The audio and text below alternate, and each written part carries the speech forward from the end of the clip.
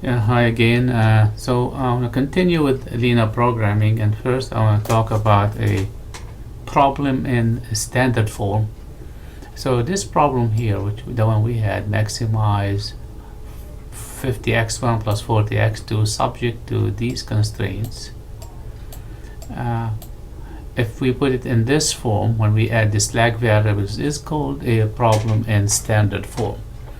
So if I have, sometimes I have deviations from this standard form. If my constraint is greater or equal, where I have subtract a surplus, that would be a deviation from the standard form.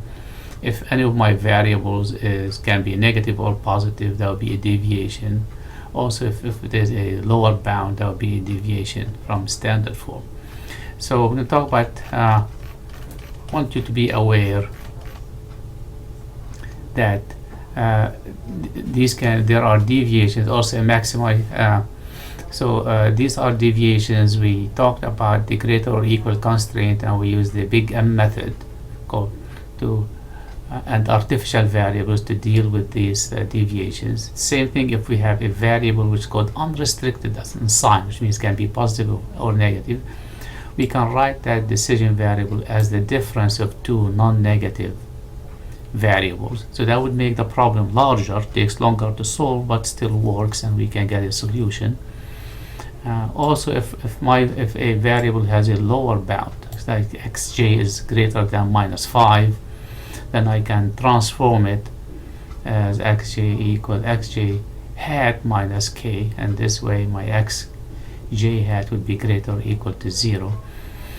Also, when the simplex, as I go through the steps of the simplex, sometimes there can be a tie if you're trying to choose which direction to go, as we did in the graphical example. So if you have two directions lead you exactly to the same point, then you have to break ties arbitrarily, because the simplex takes care of this one. Same thing for outgoing basic variable. So basically going from one corner point to the other means one of the basic variables become non-basic, and one of the non-basic variables become basic, and so there will be some ties there. And if the outgoing basic variable, the one that leaves, becomes non-basic, if you have more than one, then you get something called degeneracy. Okay, not big deal, but just want you to be aware of these things. When we solve a linear program, here are also a few things that may happen. One is we may have more than one optimal solution. So I can have multiple corner points that give me exactly the same objective value. I can have infeasibility, means the problem is infeasible. I don't have an optimal solution. If that happens, that means really there's a formulation problem. Or maybe the restrictions I have on the problem don't lead to any solutions. So I need to relax those constraints somehow. Also, I can have an unbounded solution. Unboundedness means I can, one of the variables, decision variables, can go to infinity without violating any constraints. That would indicate a formulation error.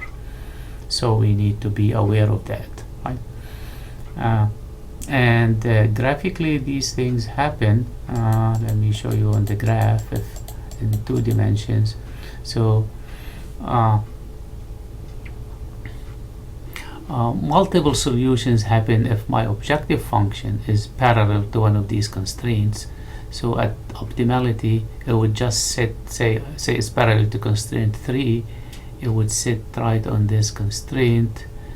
And in this case, this would be optimal, this would be optimal, and everything in between would be optimal. So I would have infinitely many optimal solutions. The case where if I graph all these constraints and I have no feasible region, that they conflict with each other. So if my constraint 2 was, instead of being less or equal to 540, was say greater or equal to 540, so I would be on this direction of this constraint while all the others get me this way.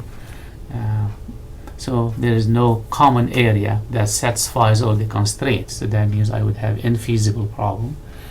Another situation would happen like if I only had these two constraints and they both were greater or equal, then my feasible region would be up there, and maximizing the problem would lead to z being equal to infinity. So these things can happen, and the simplex method will handle those and will tell you when you have any of these situations.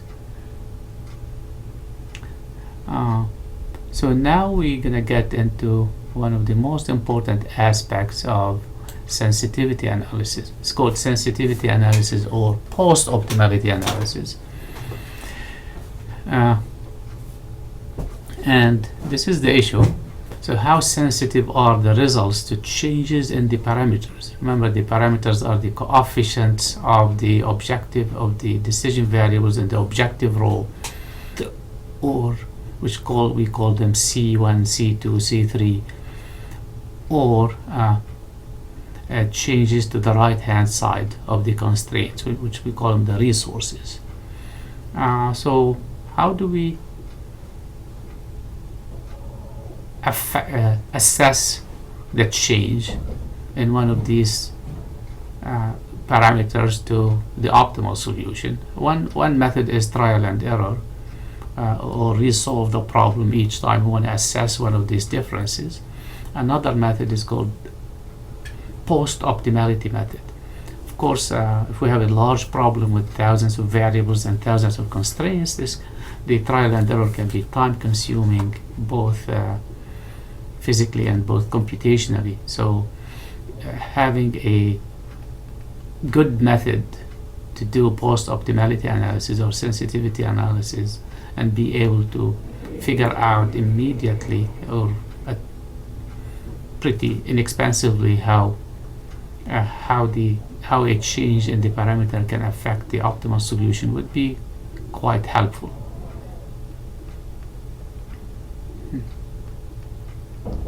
So now let's remember that the coefficients of the objective functions Cj's or Ci's and the right hand sides Bj's are called model parameters.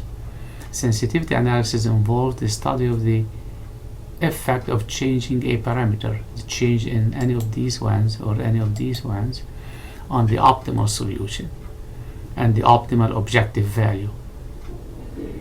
So remember, when we talk about an optimal solution, is the level of the decision variables plus the objective value, what's the value of z. So when we change a Ci, so we're going to talk about those changes formally and one at a time. So we start with Cj's, the coefficients and the objective coefficients.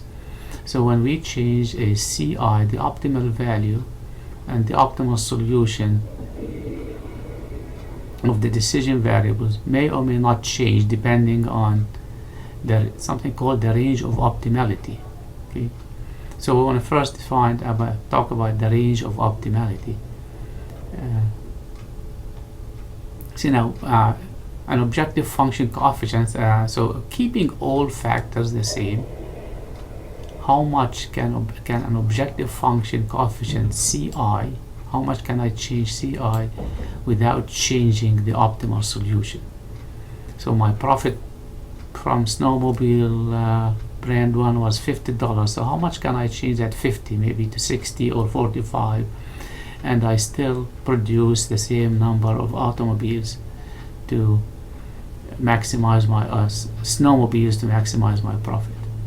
So the procedure for determining the range of optimality for the objective coefficients, the range of values for Cj over which the original optimal solution holds, is conducted for each C on one at a time basis. So we do that one at a time. Okay?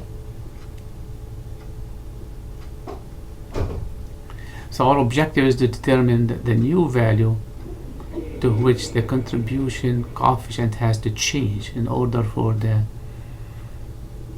we call it zero variable or non-basic to become a basic solution. Remember, a variable becomes basic if it has a positive value. Okay. Uh, so basically, technically, we are looking at the contribution coefficient C.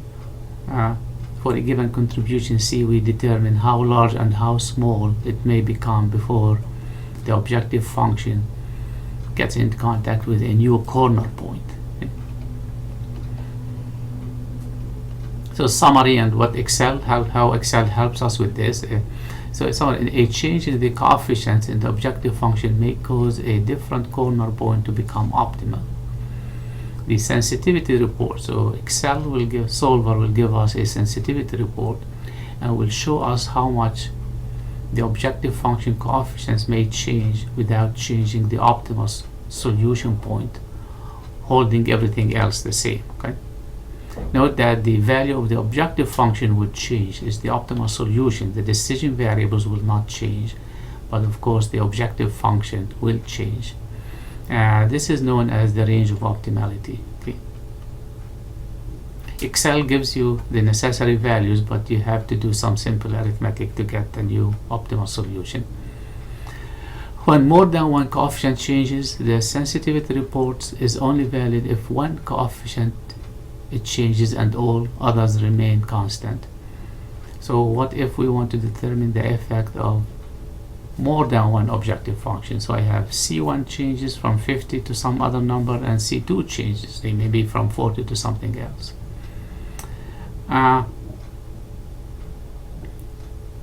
So if you're using software, you can resolve the problem with the new data, or we can use something called the 100% rule. Okay, this is how the 100% rule works.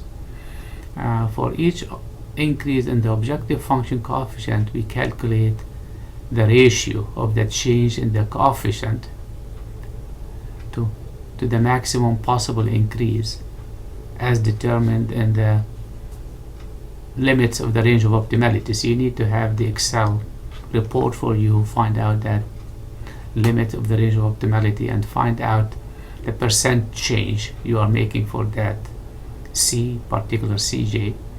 For each decrease, also calculate the ratio, and you add up all the ratios and convert that to a percentage. And so if the percentage is more than 100%, that means, so if the percentage is less than 100%, that means the optimal solution will not change.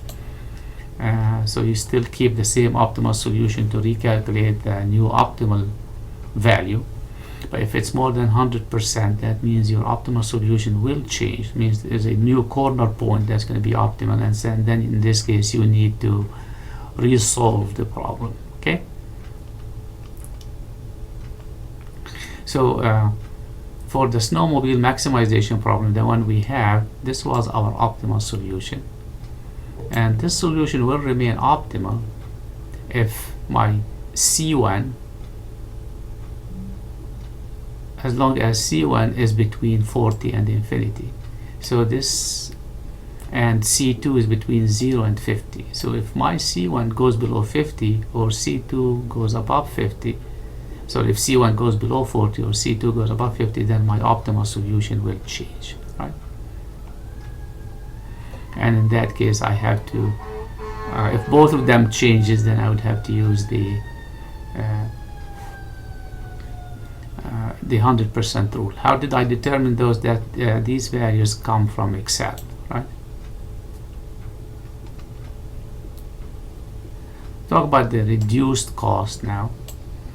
Now suppose that in solving the problem, I got an optimal solution which indicates that x1, my first decision variable, is 0. What that means is don't produce any Model 1 snowmobiles. Now the question becomes is, how much would the profit coefficient have to change, coefficient to C1 have to change, have to be increased before it would be worthwhile to produce Model 1 snowmobiles as part of the optimal solution. So of course, if I keep increasing the profit margin for or C1 for snowmobile 1, at some point it would be worthwhile producing it, and my Excel report will indicate that x1 should be positive. So we want to find that that point exactly where x1 switches from being 0 to being positive. And the answer to this point, to this question, is called the reduced cost. So that value is called the reduced cost. Okay. There is a column in Excel sensitivity report which will give you the reduced cost. Okay. So in our example, the reduced cost for both variables would be 0, and because they are both positive, so x1 star is positive and x2 star is positive, so that means their reduced cost is 0. They don't show up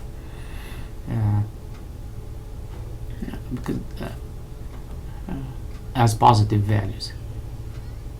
Reduced cost only show up as non-negative when the variable is 0 in the optimal solution. So if my x1 is 0, then the reduced cost will show up as positive. Okay. There's this nice property called complementary slackness condition.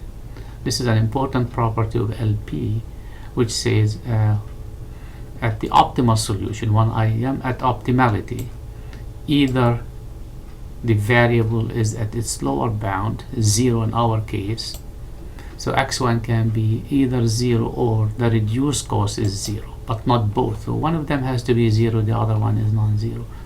So if my reduced cost is 0, that indicates I'm producing that item. If my reduced cost is positive, that means I'm not producing that item. Okay.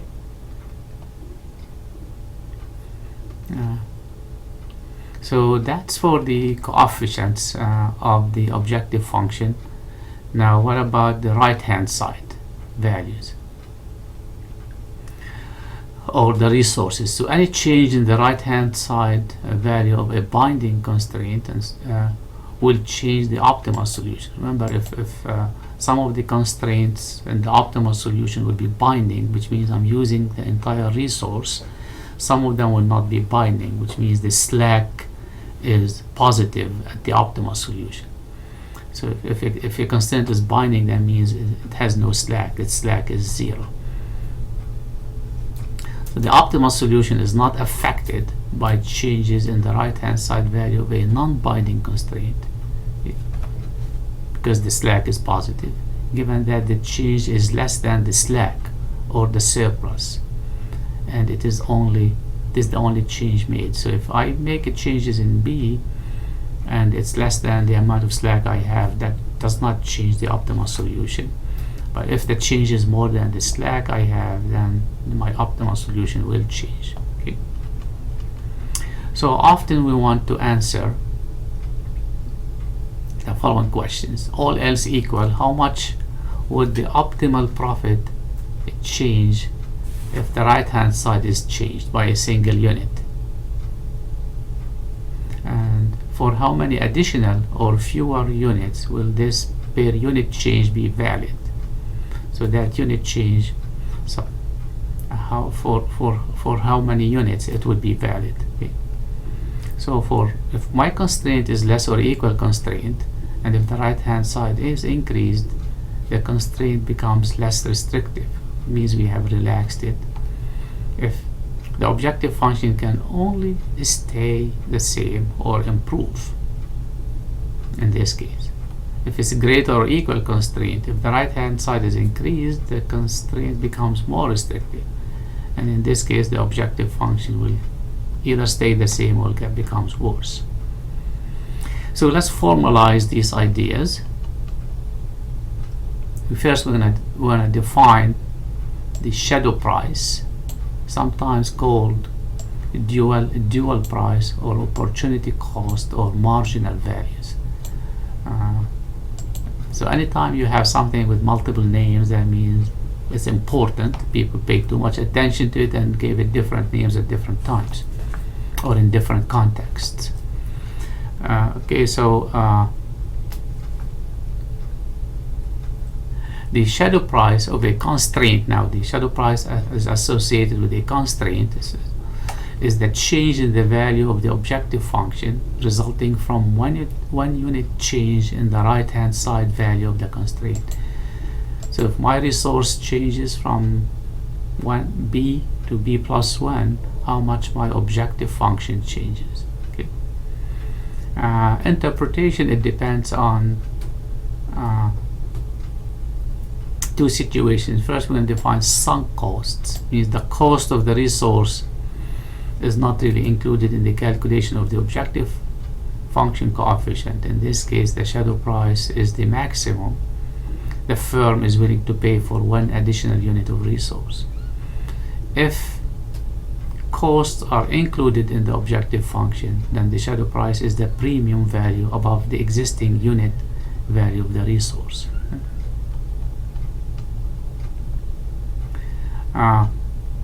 Talk about range of feasibility. The range of the right. This is the range of the right-hand side value that the shadow price remains valid. So if I change my right-hand side, my resource, how far can I increase it or decrease it, and I still have feasibility. So within this range, the binding constraint that determine the optimal solution will stay the same. The coordinates of the optimal solution will change.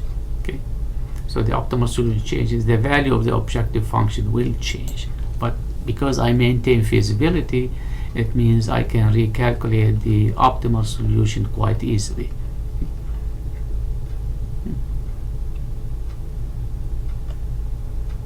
So let's the summary, to summarize, so the change in the value of the objective function per unit change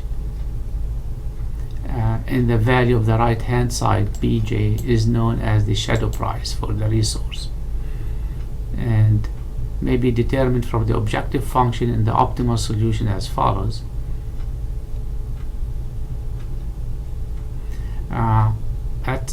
I don't think we need this because the Excel worksheet will give us the those values. This is if we have more detailed report in Excel.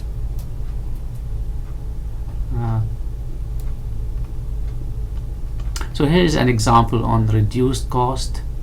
Consider, let's pick, here's an example here. Say I have this problem, says 2x1 plus 5x2 subject to these 4 constraints, and they are less or equal, and my non-negativity constraint. So if I solve this problem, and you should solve it graphically, my optimal solution will be 0 and 600, and my optimal value z star is going to be 2 times 0 plus 5 times 600 equal 3000. So note here that x1 is not produced at all because the $2 profit coefficient of x1 is not large enough to justify production. Okay. So how much c1, the coefficient of x1, how much this value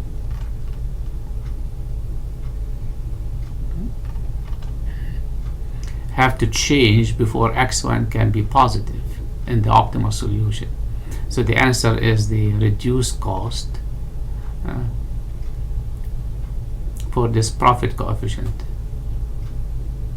Note that the reduced cost for a positive value and a variable in the optimal solution is always 0, and this is what we call the complementary slackness condition. Okay. Note also that the reduced cost of x1 turns out to be exactly the shadow price associated with the non-negativity constraint 5 of x1. So this is part of the complementary slackness condition. The next video would be on integer programming. For this, take care.